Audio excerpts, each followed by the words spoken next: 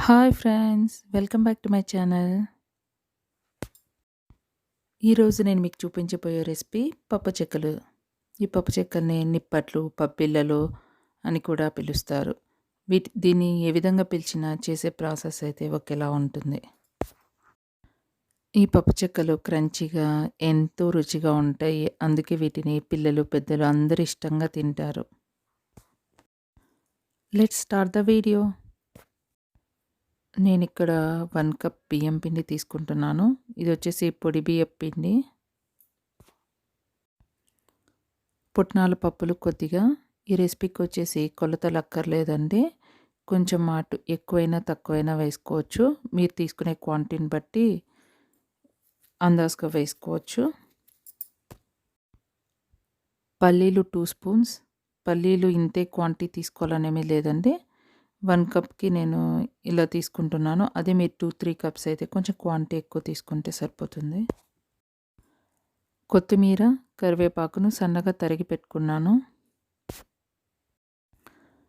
ఒక mixie jar తీసుకొని అందులో పుట్నాల పప్పులు, పల్లీలు నేను ఇక్కడ వేయించట్లేదండి. పచ్చివి అలాగే తీసుకుంటున్నాను.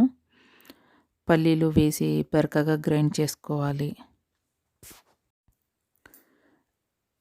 మెత్తటి పొడిగా కాకుండా ఇలా బరకగా పప్పులుగా చేసుకుంటే మధ్యలో పంటికి తగులుతూ చాలా టేస్టీగా ఉంటాయి. ఒక మిక్సింగ్ బౌల్ తీసుకొని అందులో 1 కప్ బియ్యం పిండి వేసుకోవాలి. తర్వాత ఇందులో గ్రైండ్ చేసుకున్న పల్లీలు, పుట్నాల పొడి వేసుకోవాలి. నెక్స్ట్ వెన్నని తీసుకోవాలి. నేను ఇక్కడ హోమ్ మేడ్ బటర్‌ని తీసుకుంటున్నాను. ఈ బటర్ లేని వాళ్ళు వేడి ఆయిల్‌ని కూడా వేసుకొని కలుపుకోవచ్చు. ఈ బటర్‌ని వేయడం వలన చాలా టేస్టీగా ఉంటాయి. ఈ బటర్‌ని పిండిలో బాగా కలిసేలాగా కలుపుకోవాలి.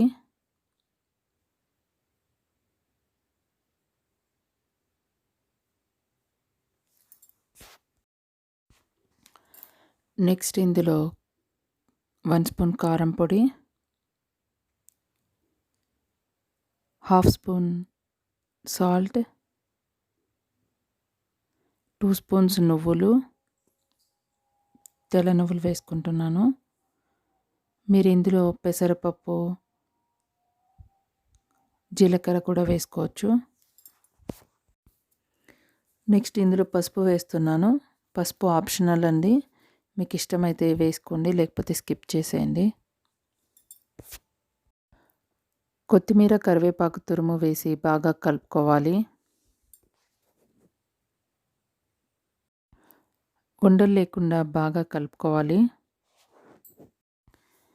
నెక్స్ట్ ఇందులో కొద్దిగా వాటర్ పోస్తూ పిండిని గట్టిగా కలుపుకోవాలి. ఒకవేళ పొరపాటున వాటర్ ఎక్కువ పడి జారుగా అయితే అందులో కొద్దిగా బియ్యం పిండి కలుపుకొని గట్టిగా చేసుకోండి. పిండిని ఇలా గట్టిగా కలుపుకోవాలి.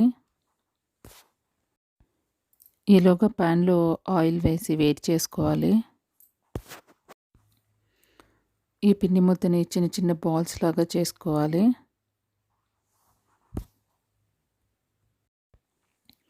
నేను ఇక్కడ కాటన్ క్లాత్‌ని తీసుకొని వాటర్‌లో డిప్ చేసి మొత్తం వాటర్‌నంతా పిండేసేసి తీసుకున్నాను ఈ క్లాత్‌ని. మీరు కావాలంటే ప్లాస్టిక్ షీట్‌కి ఆయిల్ రాసి కూడా ఇలా చేసుకోవచ్చు. ఇలా ప్రెస్ చేసే ముందు చేతికి కొద్దిగా ఆయిల్ రాసుకొని బాల్స్ చేసుకున్నాం కదా! ఇందాక దాన్ని ప్రెస్ చేసుకోవాలి.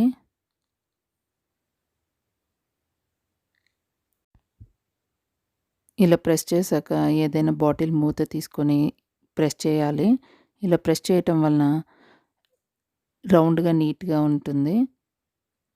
పప్పు చెక్కలన్నీ కూడా ఈక్వల్‌గా ఒకే సైజులో వస్తాయి. చూడటానికి కూడా బావుంటుంది.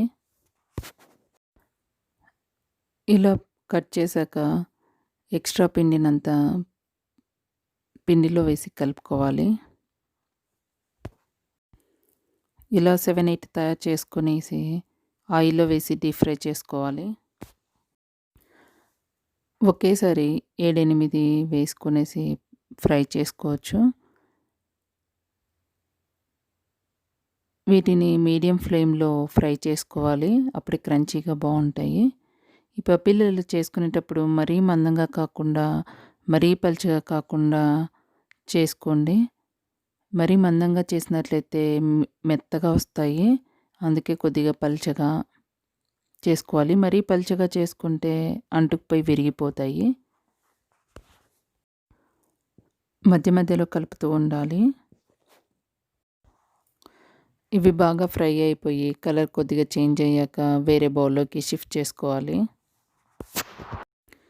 మిగిలిన పిండినంతటిని ఇలాగే చేసుకోవాలి.